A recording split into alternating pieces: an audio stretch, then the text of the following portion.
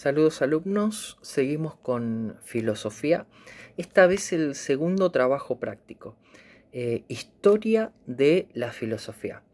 Vamos a hacer 4 videos, porque van a ser 4 periodos diferentes de la historia de la filosofía, ¿no?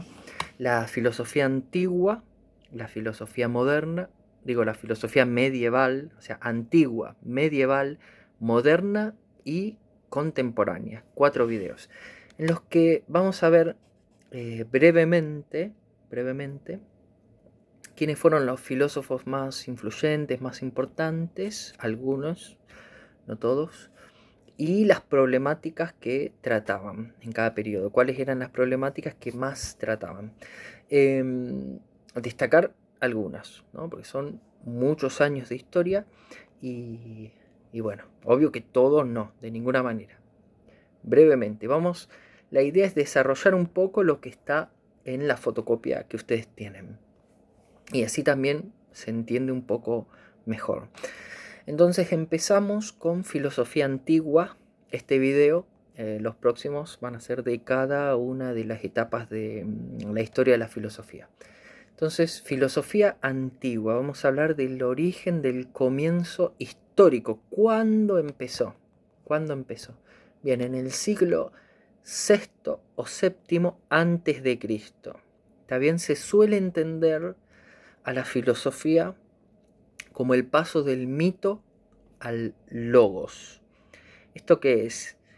El mito hace referencia a narraciones que explican distintos aspectos de la realidad recurriendo a intervenciones divinas, ¿no?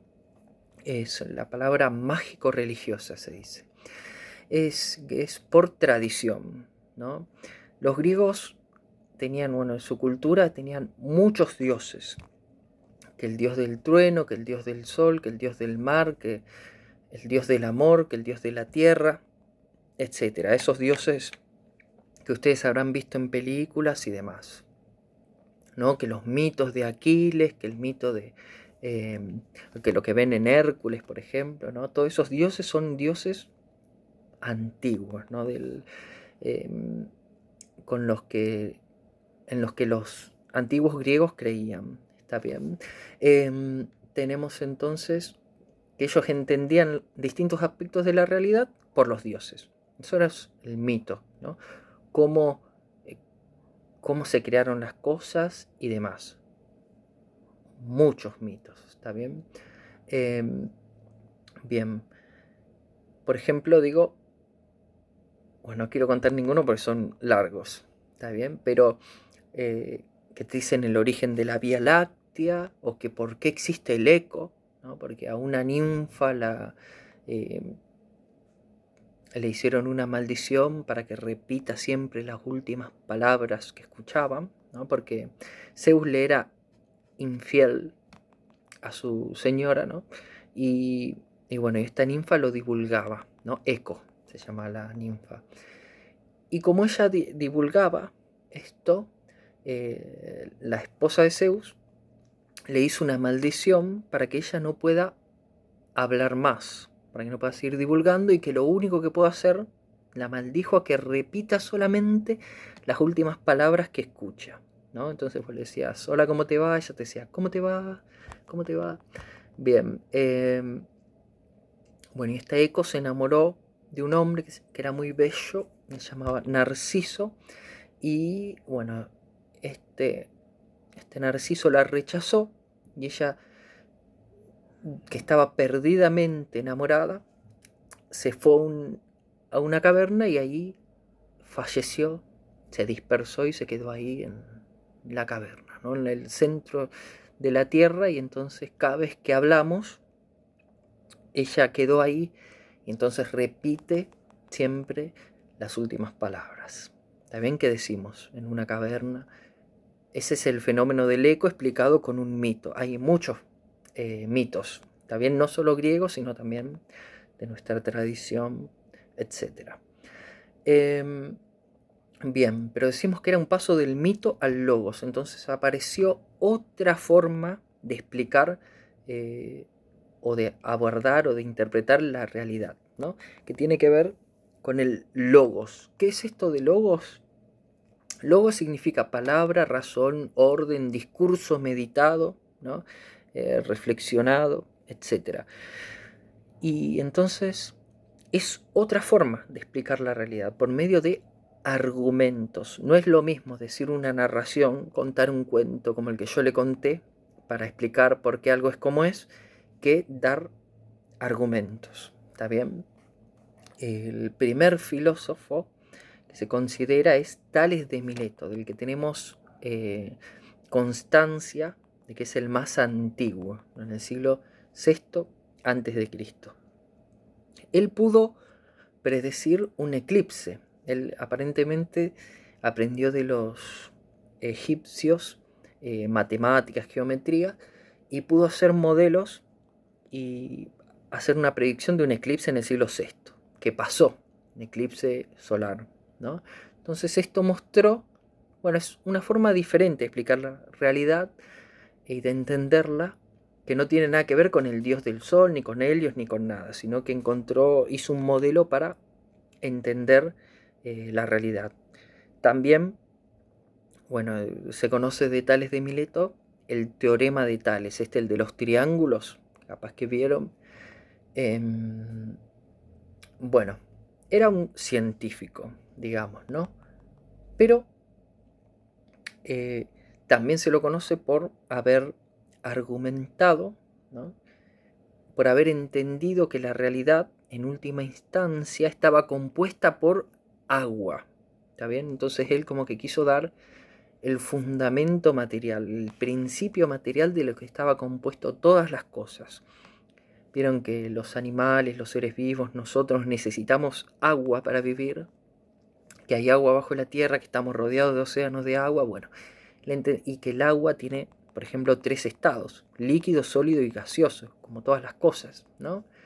Entonces él creía que el agua podía ser el compuesto del que todas las cosas estaban hechas. Vieron que no tiene gusto, no tiene sabor y puede tener cualquier forma. Bueno, está bien, estaba equivocado, etcétera, pero está mostrando una forma distinta de entender a la realidad. ¿Está bien? Y así hay otros filósofos que se le dice presocráticos, ¿también? Los que son antes de Sócrates, que vamos a ver ahora.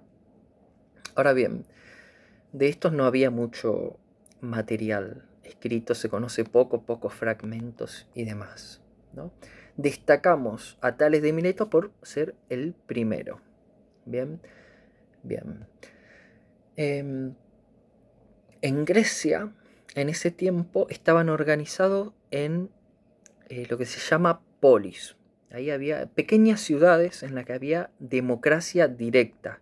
Esto que es que los ciudadanos se juntaban en una asamblea y debatían sobre temas públicos, ¿no? Intereses públicos que les interesaban a todos. Intereses que les interesaban, perdón por la redundancia.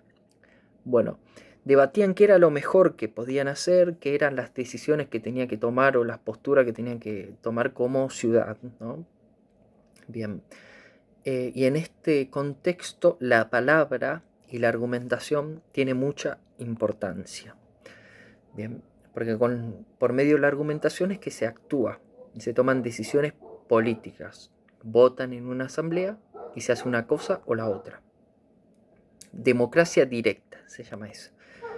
Bien, en este contexto, entonces, están los sofistas. También los sofistas son como, bueno, sabios a los que uno les podía pagar para que lo ayuden o le hagan o le elaboren un discurso para convencer a los demás de la postura de uno, ¿no? ¿Cuál era el tema con los sofistas? Es que vos les podías pagar para que te den argumentos por lo que una postura era la mejor, o también le podías pagar para que te den argumentos de que esa misma postura estaba mal, de que era mala, ¿no? O sea, de que es la misma acción o plan que podía ser bueno o malo, dependiendo quién le pagara, ¿no? Entonces es como que la realidad no tiene características propias, sino que dependen de cómo hacemos el discurso, particularmente con el bien y el mal, ¿no? ¿Qué es lo mejor que podemos hacer? Y en realidad no existe eso, sino que depende. Si vos me pagás para que te diga que esto es lo mejor, yo te argumento que esto es lo mejor y viceversa, ¿está bien? Imagínense, no sé, para decir algún tema actual, el aborto, ¿no? Vos le podías pagar a un sofista para que te dé todos los argumentos por lo que eso era bueno, pero también le podías pagar al mismo para que te dé todos los argumentos por lo que eso era malo. Entonces eso no era ni bueno ni malo, dependía de cada uno, de cómo se armaba el discurso, ¿no?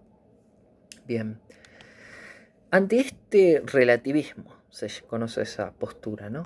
Ante este relativismo, los filósofos como Sócrates, Platón, más adelante y Aristóteles, los más influyentes de la filosofía antigua,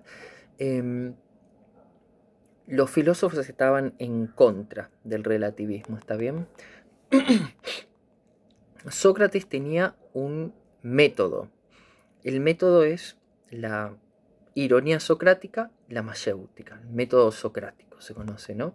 Ironía socrática es que él le preguntaba a un sabio o a alguien sobre algún tema. Por ejemplo, ¿qué es la justicia? ¿Qué es el bien? ¿Qué es la valentía? ¿No? Algún sabio o alguna persona que dialogaba con él. Y bueno, entonces le preguntaba qué es el bien, qué es la justicia y demás, qué es la virtud. Y la otra persona le daba una respuesta, ¿no? Y lo que hacía Sócrates, como era muy hábil con la palabra y con las preguntas, le mostraba que no sabía bien qué era la justicia o qué era, porque había contradicciones en lo que él decía, ¿no? O sea, si a vos te preguntan qué es la justicia, si vos no lo tenés bien pensado, capaz que das una respuesta, pero él a través de las preguntas te hacía dar cuenta que en realidad no sabías mucho, ¿no? Con la repregunta, y que vos no sabías mucho sobre esos temas, sobre qué era la justicia, qué era la virtud, qué era el bien y demás. Una vez que vos aceptás que no sabés, esa es la primera etapa del método, la ironía socrática, venía la segunda parte, que es la mayéutica. Una vez que aceptás tu propia ignorancia, estás listo para la reflexión y para que juntos reflexionen y lleguen al concepto, a la idea, ¿no? ¿Qué es la justicia, ¿no? Como a la definición sería hoy, ¿no?